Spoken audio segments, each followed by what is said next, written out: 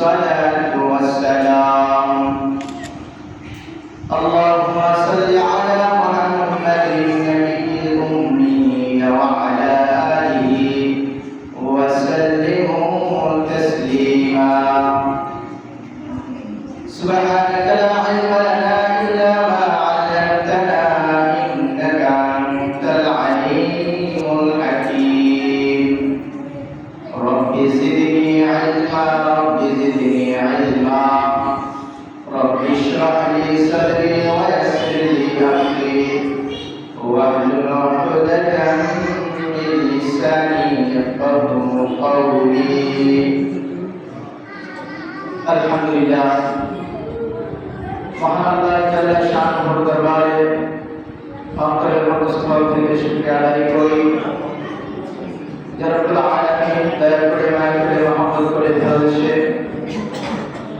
পবিত্র দিন জুমার দিন পবিত্র দিন ঈদুল আজহার দিন আল্লাহ রব্বুল আলামিন আমাদেরকে ঈদুল আজহার নামাজ আদায়ের লক্ষ্যে আল্লাহর মসজিদে আসার বসার সাথে সাথে কোরআন ও সুন্নাহর আলোকে কিছু গুরুত্বপূর্ণ আলোচনা করার শ্রবণ করার তৌফিক দান করেছেন, সুযোগ করে দিয়েছেন।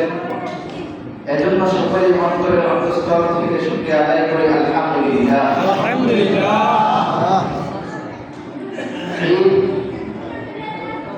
এটার অর্থ আমরা স্বাভাবিক সকলে মনে করি আনন্দ। প্রত্যেকটা জাতির জন্যই তাদের ধর্মের মধ্যে বিশেষ বিশেষ কিছু সময় রয়েছে, বিশেষ বিশেষ কিছু দিন রয়েছে যেগুলোর মধ্যে তারা আনন্দ উল্লাস করে। মুসলিম জাতির জন্য আল্লাহ পাক রব্বুল আলামিন আমাদের দুটি দিন দিয়েছেন, একটা হলো ঈদুল ফিতর আর একটা হলো ঈদুল আজহা। এই ঈদুল ফিতর আর ঈদুল আজহাই হলো মুসলিম জাতির একমাত্র আমাদের অনুষ্ঠানের দিন। তো মুসলিম জাতির আনন্দ কোথায়, কিভাবে উদযাপন করতে হবে, এই দিক নির্দেশনা আল্লাহ পাক দিয়ে দিয়েছেন। বর্তমানে তো আমরা মনে করি ঈদের নামাজ পড়ে ডিজে গানের ব্যবস্থা করা, ঈদের নামাজ পড়ে একদল চলে যাওয়া পার্কের মধ্যে, ওইখানে গিয়ে বেশ্যা নারীদের সাথে আনন্দ উল্লাস করা, সেলফি তোলা, ভিডিও করা, সেগুলো ফেসবুকে আপলোড দেওয়া, এটাকেই আমরা মনে করি ঈদের আনন্দ। তো মুসলিম জাতির আনন্দ সেটা নয়। মুসলিম জাতির আনন্দ হলো যখন কোন আল্লাহর বান্দা ঈদুল আজহার মধ্যে তার দিনের নিয়তকে সহি করে, নিয়তকে সুন্দর করে আল্লাহ পাকের জন্য তার পছন্দের মাল, যে মালের জন্য মানুষ জান দিয়ে দেয়, যে মালের জন্য মানুষ নিজের জীবনের প্রত্যেকটা মুহূর্তকে ব্যয় করে, ওই মাল থেকে কিছু মালকে আল্লাহ পাকের সন্তুষ্টির জন্য, আল্লাহ পাকের হুকুমের সামনে, আল্লাহ পাকের সামনে কুরবানি করে, আর এই কুরবানির বদৌলতে আল্লাহ তাআলা তার জীবনের সমস্ত গুনাহকে মাফ করে দেন। সুবহানাল্লাহ। আর একজন মুমিনের জন্য তার জীবনের গুনাহটা ক্ষমা করে দেওয়াটা এর থেকে আনন্দ আর কিছু হতে পারে না। এখন দেখা যায় আমাদের এই আনন্দ আমাদের মধ্যে নেই, কারণ আমরা আমাদের নিজের হাতে সেই আনন্দকে নষ্ট করি। আমরা কোরবানি করার জন্য, জন্তু ক্রয় করার জন্য যখন যাই, জন্তু কিনার পিছনে পড়ে আসরের নামাজ চলে যায়, জোহরের নামাজ চলে যায়, এগুলোর কোনো খবর নেই। আবার জন্তু কিনার সময়ও কার থেকে কে কতটুকু বড় জন্তু ক্রয় করতে পারে, কার থেকে কে কতটুকু দামি জন্তু ক্রয় করতে পারে, সেটার মধ্যে প্রতিযোগিতা চলে। অথচ আল্লাহ রাসূল বলেন যে প্রতিযোগিতা হলো যদি কোনো ব্যক্তি কুরবানি করে যে আমার জন্তুটা সবথেকে দামি হবে, আমার জন্তুটা সবথেকে বড় হবে, আমার জন্তুর গোশত সবচেয়ে বেশি হবে, এই সুন্দর নিয়তে যদি কেউ কুরবানি করে তো লক্ষ টাকা দিয়ে সে কুরবানি করতে পারে, কিন্তু তার কুরবানিটা কোনোভাবেই আল্লাহ পাকের কাছে গ্রহণযোগ্য হবে না। কারণ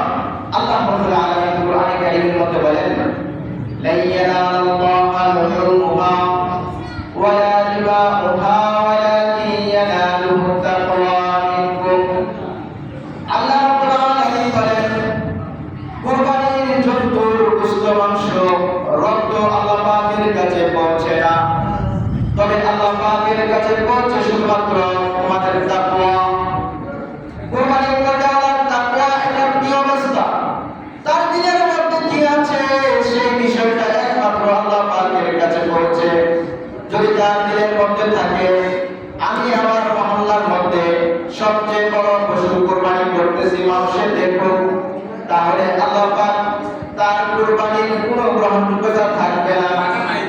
এভাবে যদি কোনো ব্যক্তি তার দিলের মধ্যে এই নিয়ত চলে আসে সকল মানুষই কুরবানি করবে, প্রত্যেকের ঘরে ঘরে গোশত থাকবে, আমার সন্তান, আমার স্ত্রী, আমার পরিবার, আত্মীয় স্বজন আছে, তারা অন্যের দিকে কেন তাকিয়ে থাকবে, আমি নিজে একটি পশু কুরবানি করব, তাহলে আল্লাহ পাকের কাছে তার কুরবানিও সহি হবে না। এজন্য কুরবানি করতে হবে একমাত্র আল্লাহকে সন্তুষ্ট করার জন্য। কেউ যদি কুরবানি না করে, পৃথিবীর প্রত্যেকটা মুসলিম এই ঈদুল আজহার দিন প্রত্যেকের ঘরে ঘরে আল্লাহ পাক গোশত পৌঁছাবে, এটা দায়িত্ব আল্লাহ পাক নিয়ে নিয়েছেন। এজন্য কথার কিতাবের মধ্যে মাসআলা হলো ঈদের দিন রোজা রাখা হারাম। কারণ কি? ঈদের দিন, ঈদুল আজহার দিন আল্লাহ পাক সকল বান্দাদেরকে দাওয়াত দিয়েছেন যে সকল বান্দাদেরকে আল্লাহ তাআলা মেহমানদারি করবেন। এখন যদি কেউ আমাকে মেহমানদারির জন্য দাওয়াত করে আর আমি রোজা রাখি, তাহলে কি আমার দাওয়াতটা গ্রহণ করা হয়েছে? জি না, গ্রহণ করা হয়নি। এজন্য আল্লাহ পাক রব্বুল আলামিন দাওয়াত দিয়েছেন, দাওয়াত খাওয়ার জন্য আল্লাহ তাআলা রোজাকে হারাম করে দিয়েছেন। প্রত্যেক মুসলমানের ঘরে কুরবানির গোশত আল্লাহ পাক নিজের নিজ দায়িত্বে পৌঁছাবেন। যেন গোশত খাওয়ার নিয়ত করার প্রয়োজন নাই। আমি কুরবানি করলেও আমার ঘরে গোশত আসবে, না করলেও আমার ঘরে গোশত আসবে, আমার আত্মীয় স্বজনের মধ্যে কুরবানি করলেও আমার ঘরে গোশত আসবে, কুরবানি না করলেও গোশত আসবে। এটা আল্লাহ পাক রব্বুল আলামিন ফয়সালা করে দিয়েছেন। এজন্য আমাদেরকে আল্লাহ পাক শুধুমাত্র অন্তরটা দেখবে, আমাদের অন্তরকে পরিষ্কার করতে হবে, আমাদের অন্তরকে পরিষ্কার করতে হবে। অন্তরকে পরিষ্কার করে যদি আমরা আমাদের কুরবানির জন্তু, আমাদের পছন্দের মালকে কুরবানি করতে পারি, তাহলে আল্লাহ পাকের কাছে আমাদের মর্যাদা এত বৃদ্ধি হবে, আমাদের জিন্দগির সমস্ত গুনাহ আল্লাহ পাক মাফ করে দেবেন। দ্বিতীয়ত, কুরবানির দিন আমাদের আরেকটা ফিকির করতে হবে। আমরা তো আমাদের প্রত্যেকে নিজেদের সন্তানদের ঈদের মার্কেট নিয়ে ব্যস্ত, প্রত্যেকেই নিজেদের পরিবারের চিন্তা নিয়ে ব্যস্ত, প্রত্যেককে নিয়ে ব্যস্ত। কিন্তু অনেক দরিদ্র মানুষ আছে, অনেক মুহতাজ মানুষ আছে, অনেক এতিম মানুষ আছে, তাদের দায়িত্ব আমাদেরকে নিতে হবে, তাদের ব্যাপারে আমাদেরকে চিন্তা করতে হবে। কারণ অনেক এতিম আছে, বাবার দিকে তাকিয়ে আছে, কিন্তু সকলের বাবার তার কাছে রেখেছে, কিন্তু তার বাবা দুনিয়াতে নেই। ওটার দায়িত্ব আমাদেরকে নিতে হবে। প্রতিবেশী, আমি আমার পাশে তিন সন্তান আছে, আমি কি তার খবর নিয়েছি? আমি কি তার খোঁজ নিয়েছি? এটা হলো পরিবার। এর জন্য আল্লাহ পাকের কাছে জবাব দিতে হবে। আমাদের দেখা যায় ঈদের আনন্দে আমরা নিজেদের জন্য ব্যস্ত থাকি, আমার পাশে এমন ব্যক্তি থেকে সে ইন্টারনেট রান্না করে, কিন্তু আমাদের হক আদায় না করার কারণে মুসলিমগুলো অনেক সময় অনেক মুসলিম ইসলাম ধর্ম ত্যাগ করে ফেলে। এজন্য বিশেষ করে আমাদের দূরবর্তী যেতে হবে না, আমাদের মহল্লার মধ্যে, আমাদের প্রতিবেশীর মধ্যে যদি কোনো এতিম থাকে, তাদের খোঁজ খবর আমাদের প্রত্যেকের রাখতে হবে। এরকম নয় যে আমার ভাতিজা, আমার আত্মীয়, আমি খোঁজ খবর নেব না। প্রত্যেক মুমিনের হক, দায়িত্ব, সে যেই হোক, এতিম সন্তানকে তার খোঁজ খবর দেওয়া আমাদের দায়িত্ব। তাদেরকে আমাদের গোশত থেকে তাদেরকেও কিছু হাদিয়া দেওয়া। আমরা তো এখন কোরবানির গোশত পরিচিতদেরকে দেই না, এটা অপরিচিত প্রত্যেক মুহতাজ ব্যক্তিদেরকে দেওয়া, এটা হলো হক। এজন্য আমাদের এই কোরবানির গোশত আমরা সকলে খাই, যেহেতু আল্লাহ পাক দাওয়াত করেছেন, এটা একটা বিধান, আল্লাহ হুকুম অনুযায়ী আমরা কোরবানি করতেছি। সেই গোশত থেকেও এতিমদের পরিবারের মধ্যে কিছু আমাদের পৌঁছানোর চেষ্টা করতে হবে। এতিমদের খোঁজ খবর আমাদেরকে নিতে হবে, আর না হলে আল্লাহ পাকের কাছে আমাদের জবাব দিতে হবে। কারণ আমাদের যাদের পিতা নাই, আমরা বুঝতে পারি ঈদের সময় আসলে যে কেমন লাগে। এজন্য সকলেই ইখলাসের সাথে কুরবানি করব এবং প্রতিবেশীদের মধ্যে অভাবগ্রস্ত এতিমদের খোঁজ খবর নেব, আল্লাহ পাকের কাছে সবচেয়ে প্রিয় আমল হলো আনন্দ। ঈদের আনন্দকে ধনী গরিব এতিম মিসকিন সকলের অন্তরের মধ্যে পৌঁছানো। এই ঈদের মধ্যে প্রত্যেকটা এতিম যেন আনন্দ উল্লাস করতে পারে, প্রত্যেকটা মুহতাজ ব্যক্তি যেন আনন্দ পায়, প্রত্যেকটা ফকির ব্যক্তি যেন আনন্দ পায়। এই কাজটা হলো আল্লাহ পাকের কাছে সবচেয়ে প্রিয়। এজন্য আমরা এই আমলটাও করব। তৃতীয়ত, ঈদের জন্তু কোরবানির পর বর্তমান বিভিন্ন সমাজে দেখা যায় কোরবানি করেছি, ভিতরে নারী বুড়ি আছে, বুড়ির ভিতরে যে ময়লা আছে, এই ময়লাটা যাতাই সাথে ফেলে রাখে। রাস্তার পাশে কোরবানি করেছি, তো রাস্তার পাশে পরিষ্কার করেছে, ওইখানে ময়লা ফেলে রাখছে। আর এটা করছে দুর্গন্ধ হয়ে পরিবেশ দূষণ করে মানুষের কষ্ট হয়। আর রাস্তার পাশে করলে মানুষের যখন কষ্ট হয়, ইজাহুল মুসলিমে হারাম, মুসলমানকে কষ্ট দেওয়া হলো হারাম। তো আমি একটা ইবাদত করেছি, কিন্তু আমার একটু অসতর্কতার কারণে আমার মাধ্যমে মানুষের কষ্ট পাইতেছে। এজন্য কুরবানির জন্তু আমরা যে জায়গায় জবেন করব, সেখানে ওই জন্তুর রক্ত এবং ভিতরে ময়লা যেগুলো আছে এগুলো নির্দিষ্ট স্থানে ফেলতে হবে, যেন কোনোভাবে পরিবেশ দূষণ না হয়। তারপরে এই কোরবানির গোশত, কোরবানি যখন আমরা জবে করব, জবে করার পরে কোরবানির গোশতকে মানুষকে হাতিয়ে দিতে পারবেন, নিজেও খেতে পারবেন, সব কিছু করতে পারবেন। শুধুমাত্র এই কোরবানির গোশত বিক্রি করা যাবে না, এই কোরবানির গোশত পারিশ্রমিক হিসাবে, বিনিময় হিসাবে কাউকে দেওয়া যাবে না। আমাদের বিভিন্ন সমাজে যারা গরুর গোশত কাটে তাদেরকে গোশত দেয়, তো তাদেরকে গোশত দিলে অনেকে বলে যে আমরা হাদিয়া দিতেছি। হাদিয়া ওই সময় হাদিয়া হবে না। হাদিয়া বলা হয় যেখানে চাওয়া পাওয়ার কোনো আশা নেই।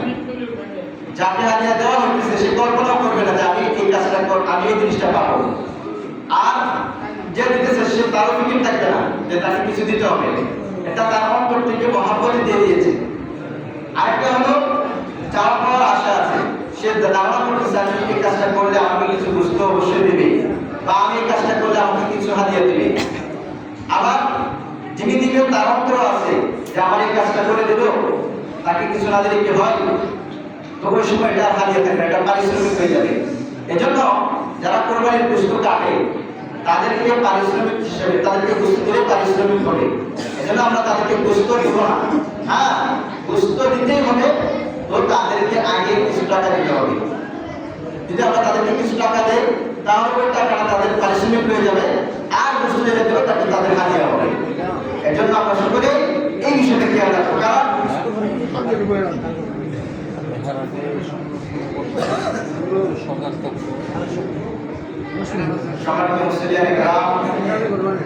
আমরা যারা এখনো ঈদগাহে উপস্থিত হতে পারি নাই,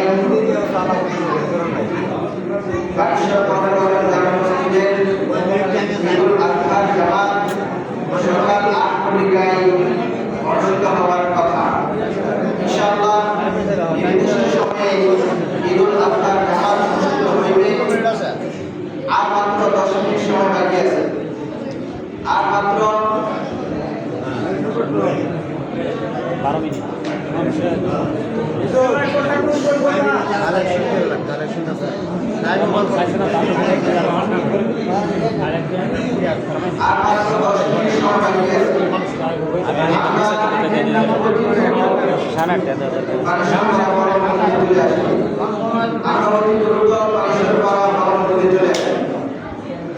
ঈদুল আজহার জামাত ঠিক 8 সময় অনুষ্ঠিত হবে, বিলম্ব করা যাবে না।